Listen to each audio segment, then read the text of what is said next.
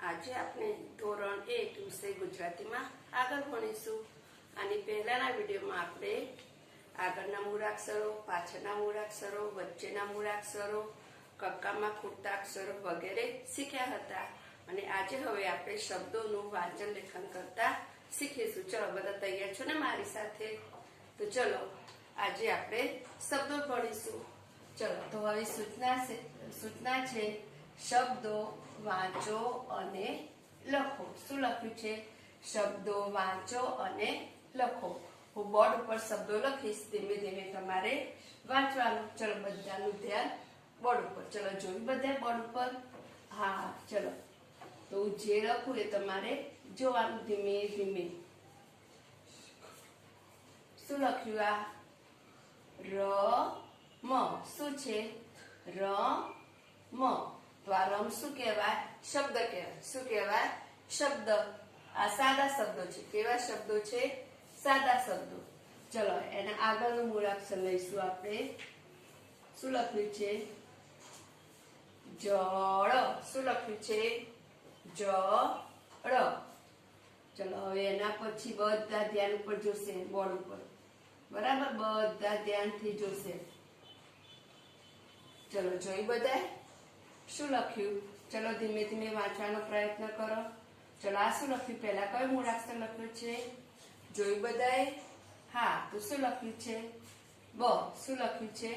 બ। અને પછી શું લખ્યું છે? સ। તો કયો મૂળાક્ષર છે? કયો શબ્દ બને? બ સ। વાહનનું નામ છે। આપણે બસમાં બેસીને જઈએ છીએ ને એક સ્થળેથી બીજા સ્થળે, તો શું છે? બ સ। હવે આગળનો શબ્દ ચલો બધા ધ્યાનથી જોશે, બરાબર? જોયું બધા બોર્ડ ઉપર? હા શું લખ્યું છે? જોયું? તો શું કહેવાય? વડ। શું છે? વડ।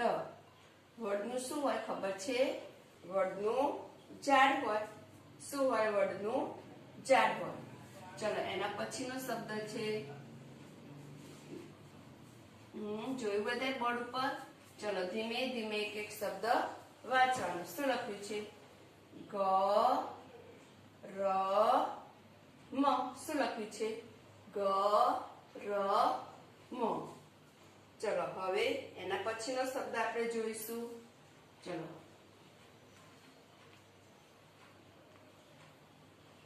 શું લખ્યું છે? ન જ ર। શું લખ્યું છે? ન જ ર। ચલો હવે આગળ। ચલો બધા ધીમે ધીમે જોશે બોર્ડ ઉપર। જોયું બધાએ? હા કયો શબ્દ લખ્યો છે?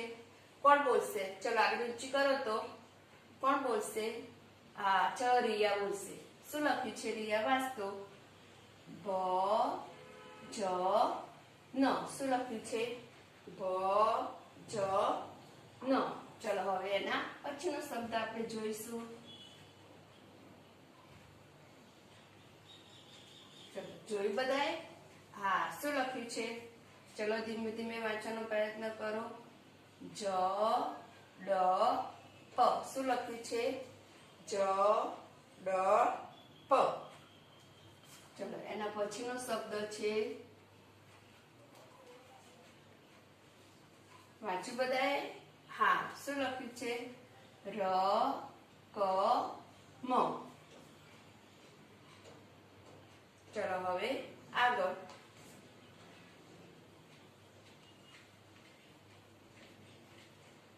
શું લખ્યું છે? જોયું બધાએ? હા ચલો બધા ધીમે ધીમે વાંચવાનો પ્રયત્ન કરશે। શું લખ્યું છે? જ ગ ત। શું લખ્યું છે? જ ગ ત। ચલો હવે એના પછીનો શબ્દ વાંચ્યું બધાએ? હા શું લખ્યું છે? વ ત ન। શું લખ્યું છે? વ ત ન। ચલો એના પછીનો શબ્દ છે,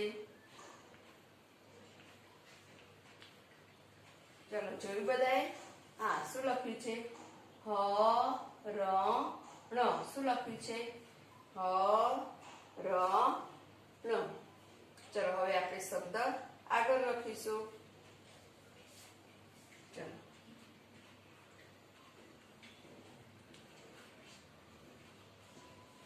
શું લખ્યું છે? પ વ ન. શું લખ્યું છે? પ વ ન. ચલો હવે બધા ધીમે ધીમે જોશે બોર્ડ ઉપર. એક એક શબ્દ હું જેમ લખું એમ તમારે એક એક અક્ષર વાંચવાનું. ચલો શબ્દ થોડો લાંબો છે પણ ધીમે ધીમે વાંચવાનો પ્રયત્ન કરો. શું લખ્યું છે? ચલો બોલો બધા મારી સાથે. શ ર બ ત. શું લખ્યું છે? શરબ ત. ભાવે છે ને તમને બધાને શરબત? તો શું લખ્યું છે? શરબ ત. ચલો હવે એના પછીનો શબ્દ છે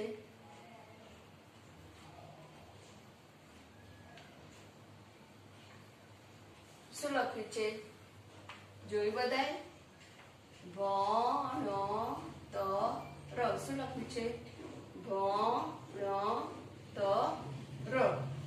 ચલો હવે આગળનો શબ્દ છે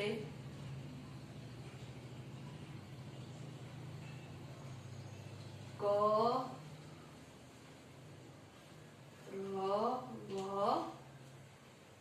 શું લખ્યું છે? કરવત. કરવત એક સુથાર વાપરી લાકડું કાપવા માટે. તો શું લખ્યું છે? કરવત. હવે આગળનો શબ્દ છે જુઓ હળદર. શું લખ્યું છે? હળદર. શું લખ્યું છે? હળદર. મમ્મી રસોડામાં વાપરે ને. હળદરનો રંગ કેવો હોય? પીળો હોય. કેવો હોય? પીળો હોય. અને છેલ્લે શબ્દ છે કસરત. શું લખ્યું છે? કસરત. એક્સરસાઇઝ. સવારે ઉઠીને બધા કરે છે ને, કસરત કરે, યોગ કરે. તો આ સવારે બધા કરે કસરત. તો આ પ્રમાણે આપણે શબ્દો ભણ્યા. હવે આપણે શબ્દો વાંચીશું. બધા મારી સાથે બોલશે. ચલો.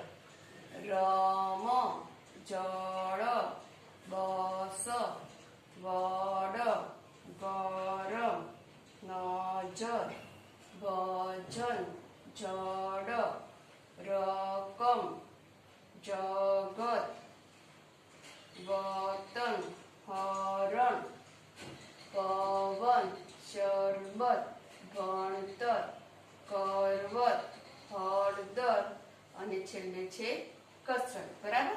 તો આ પ્રમાણે આપણે શબ્દોનું વાંચન લેખન કર્યું. હવે હું જે શબ્દ ઉપર પેન મૂકું એ શબ્દ તમારે બોલવાનો પ્રયત્ન કરવાનો. ચલો આ શું લખ્યું છે? વાંચો તો ધીમે ધીમે. જોયું બધાએ? હા. આ શું લખ્યું છે? રકમ. આપણે ગણિત ભણીએ તો રકમ હોય ને દાખલાની. તો રકમ. ચલો આ શું લખ્યું છે? વાંચો તો ધીમે ધીમે. શું લખ્યું છે? જળ. જળ એટલે પાણી. જળ એટલે પાણી. ચલો અને આ શું લખ્યું છે? ભજન. શું લખ્યું છે? ભજન. અને આ શરબત. શું લખ્યું છે? શરબત. તો વિદ્યાર્થી મિત્રો, આ પ્રમાણે તમારે ઘરે શબ્દોનું વાંચન લેખન કરવાનું. પહેલા વાંચવાનું, પછી લખવાનું અને બરાબર ડબલ લીટની નોટમાં આ પ્રમાણે લખવાનું. ઉપર નીચે અડાડીને સારા અક્ષરે લખવાનું. આ છે શબ્દો. શબ્દ 2 અક્ષરનો પણ હોય, 3 અક્ષરનો હોય અને 4 અક્ષરનો પણ હોય. 2 અક્ષર ભેગા થાય એટલે શું બને? શબ્દ. શું બને? શબ્દ. જો આ રમ એ કેટલા અક્ષરનો શબ્દ છે?